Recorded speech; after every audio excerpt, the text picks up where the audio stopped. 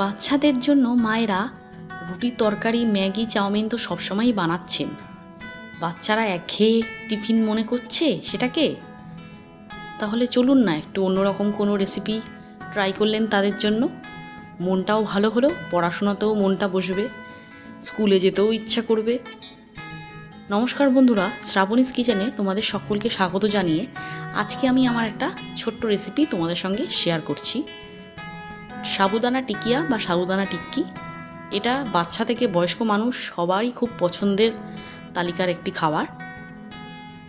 2 cup সাবুদানা ভালো করে জলে ধুয়ে নিয়ে আমি 3 ঘন্টার জন্য ভিজিয়ে রেখেছিলাম।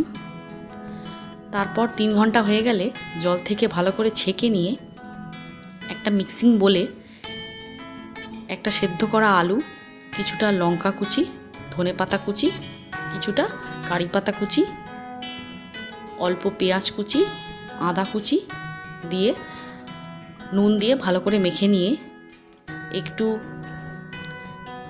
চিনেবাদাম ভালো করে শুকনো খোলায় ভেজে নিয়ে সেটাকে গুঁড়ো করে, আর তার সাথে অল্প একটু শুকনো লঙ্কা আর জিরে ভালো করে শুকনো খোলায় ভালো করে ভেজে নিয়ে গুঁড়ো করে তাতে দিয়ে ভালো করে অয়েল গ্রিস করে মেখে নিলাম।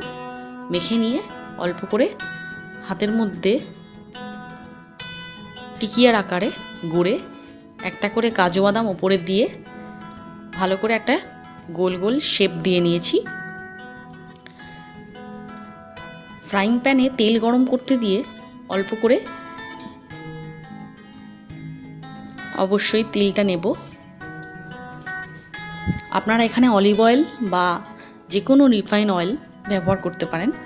আমি এটাকে ডিপ ফ্রাই করব না, কেননা বাচ্চা এবং বয়স্ক মানুষের হেলদি অ্যান্ড টেস্টি এটা খাবার। তা এটা শ্যালো ফ্রাই করব বলে আমি অল্প তেলই এখানে ইউজ করেছি।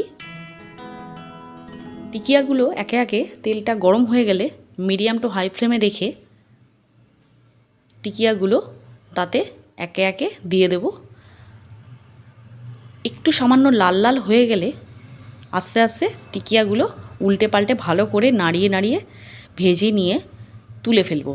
দেখবেন যাতে ভালো করে ভেতরটা অন্তত হয়। ওপর থেকে খুবই ক্রিস্পি দেখায় টিকিয়াগুলো, খেতে খুব ভালোই লাগে। আপনারা অবশ্যই একবার ট্রাই করবেন। যদি আমার রেসিপিটা ভালো লেগে থাকে অবশ্যই লাইক, কমেন্ট, শেয়ার আর সাবস্ক্রাইব করতে ভুলবেন না। যারা এখনও আমার রেসিপিগুলো দেখে বা আমার চ্যানেলকে সাবস্ক্রাইব করেননি অবশ্যই কিন্তু একটা লাইক আর সাবস্ক্রাইব করে দেবেন। টিকিয়াগুলো খেতে খুবই ভালো হয়। আপনারা চাইলে গ্রিন সস বা টমেটো সস দিয়ে অবশ্যই বাচ্চাদের টিফিনে বা বয়স্ক মানুষের জন্য পরিবেশন করতে পারেন। ওপর থেকে খুবই ক্রিস্পি দেখায়, এটা খেতে খুবই ভালো হয়। বিকেলে স্ন্যাক্সের জন্য এটা খুবই একটা উপকারী রেসিপি। বাইরে খুব ঝমঝমিয়ে বৃষ্টি পড়ছে, বাড়িতে যদি কিছু না থাকে তাহলে এই রেসিপিটা একবার ট্রাই করতে পারেন। টাটা।